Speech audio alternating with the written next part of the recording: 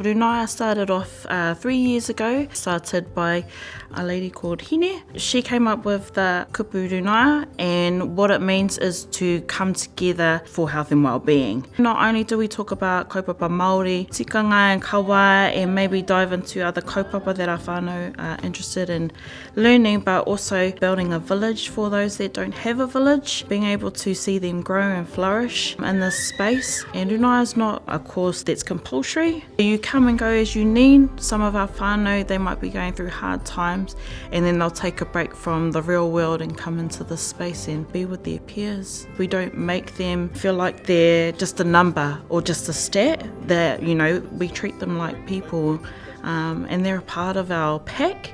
That's our ultimate goal, really, is just to heal our whānau with aroha. The wānanga provides connection for our people to return to their maraes, return to these environments, rekindle those connections with te ao Māori, because some of them don't know where they come from, don't know who they are, but we provide the spark to provide them that connection of how to get back to your roots.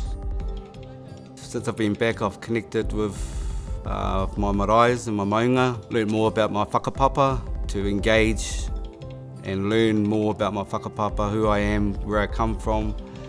Gives me the strength to know that where I'm going to go, I can do it. Since I've been involved with Te Ranganui and been engaged with Rūnāia, it's enhanced my mana, it's kept me interested, it's kept me humble, it works.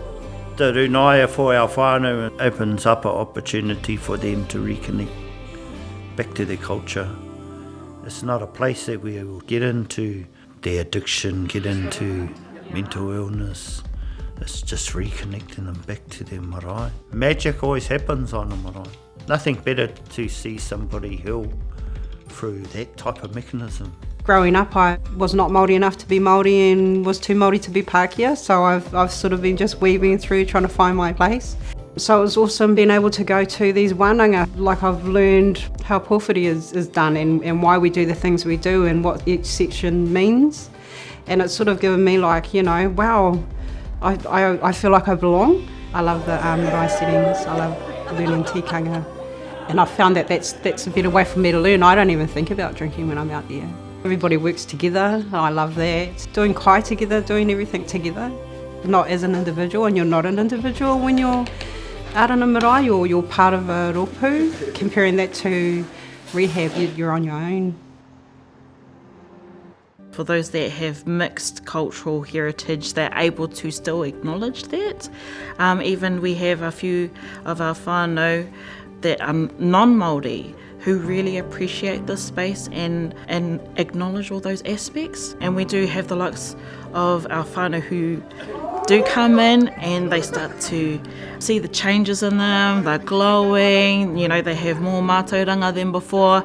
It's opening up doors for them, they feel confident enough to go learn te reo or go to different classes, and then something happens in their whānau and then we might not see them for a couple of weeks, but then they know to come back and then it replenishes. But they also tell us, actually, I mucked up and I went back on the bandwagon, but I knew that yous would be here and yous wouldn't judge me. I think it's non-judgment in this space. When I came up here, I was broken, and now it's like I'm back in control. And that makes a difference going to wānanga. It makes a difference going to our group. I take the learnings away and they're special to me. There's everything from the counselling to the AOD, sexual trauma, the things that are real to people. And I'm proud, so proud of my wānanga. I thrive on the thought of me learning my tikanga, my culture. What I wish for them, it's confidence to stand on their own 2 feet and be like, yeah, that's me, I've done that. Or be able to inspire others, being that living proof. I've been there, I've been where you've been. And now, you can be where I am now.